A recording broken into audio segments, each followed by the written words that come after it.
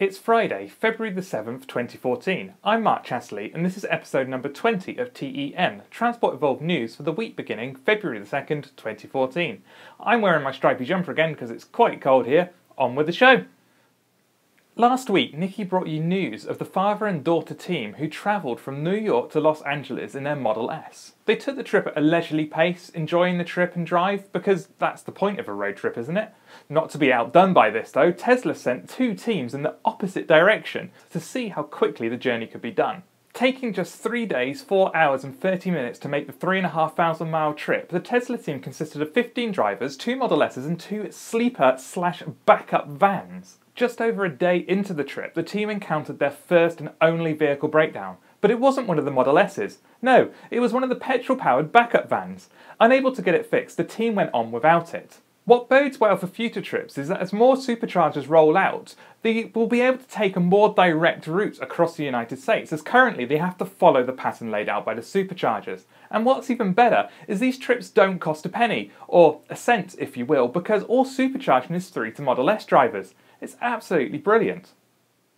A 2-year research project looking into the creation and application of self-driving technology started this week in Europe. Based at the Mobile Life campus in Wolfsburg, Germany, the project, known as Adaptive Automated Driving Applications and Technologies for Intelligent Vehicles, combines the knowledge and skills of 29 partners. The project has over €25 million budget from the European Commission and will last for nearly 2 years. It will focus on offering both partially automated and highly automated driving on motorways, in urban scenarios and for close distance manoeuvres. Involved manufacturers include BMW, Fiat, Daimler, Opel, Peugeot, Citroën, Renault, Volvo and Ford, with Nissan and Tesla, to name just 2 others, working on getting self-driving technology into the hands of consumers within the next 5 years or so.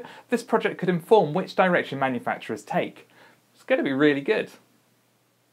In what we assume is a bid to increase the 2014 Focus electric sales, Ford has launched a new finance package which drops the effective price of its first production electric hatchback to $29,170 before incentives.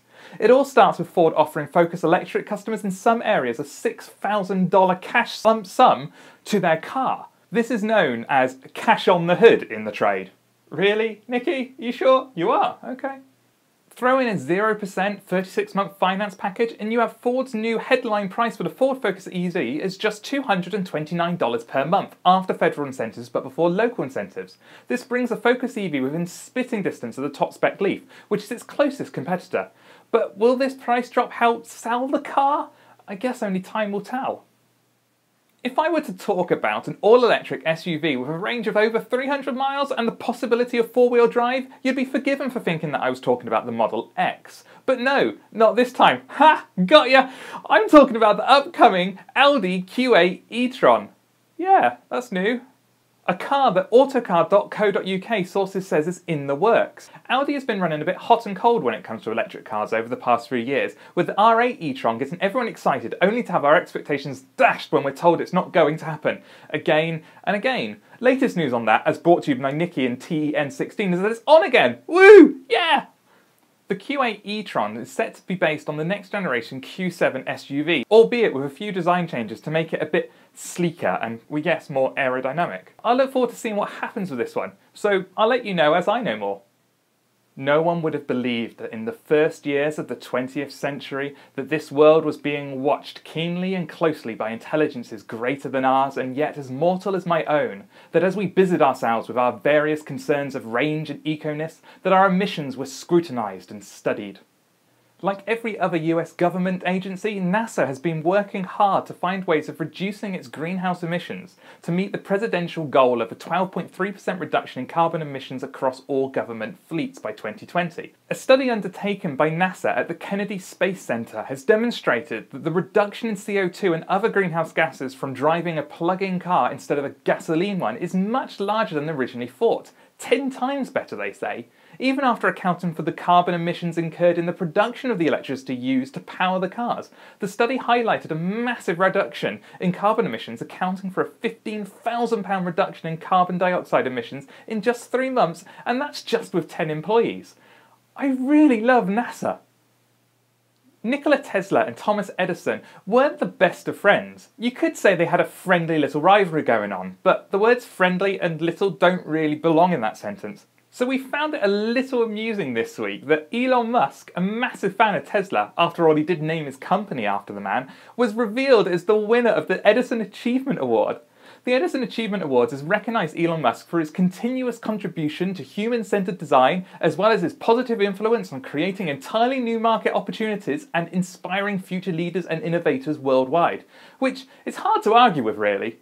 The award ceremony will be held in April in San Francisco, and we can't wait to see if there's some sort of Edison Tesla dig in an acceptance speech. Go on, Elon, you know you want to. In official figures released by the Society of Motor Manufacturers and Traders, SMMT, sales of the alternatively fueled vehicles in the UK for January has risen by 25% on last year. This means their market share has improved by 12.5% in a year. Fingers crossed this trend continues. And just to be clear, alternatively fueled vehicles does include all pure battery electrics, plug-in hybrids and standard normal petrol and diesel hybrids. But still, it's really good figures and numbers and I'm geeking out over this.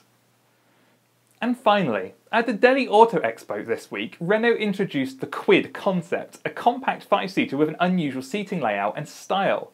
Renault says they've made this car ZE ready, meaning that if it does go into production, it could be fitted with a Renault's electric drivetrain easily. But the coolest thing about this car? The Flying Companion. That's an integrated quadcopter that lives in the roof of the car. At the press of a button, it will whiz up and zoom ahead of you as you drive along, reporting back if it sees a change in the conditions. It can even be controlled manually by a passenger in the car, allowing them to get images of the car on the road or the nice countryside that's being driven through. We asked Transport Evolved readers and viewers what they would do with their Flying Companion. My favourite answers were finding that elusive free parking space and then it guiding you there, and it becoming some sort of scout if there actually happens to be a zombie apocalypse. I really love our geeky viewers. Zombie apocalypse. Awesome. That's it for this week. Don't forget to join us next week for another episode of T.E.N. In the meantime, visit www.transportevolved.com for all the EV news that's fit to print. Subscribe to our channel and other shows on YouTube, and join us live on Sunday where we'll be discussing these stories and others on Transport Evolved. I'm Mark Chatterley, and until next time, stay juiced up!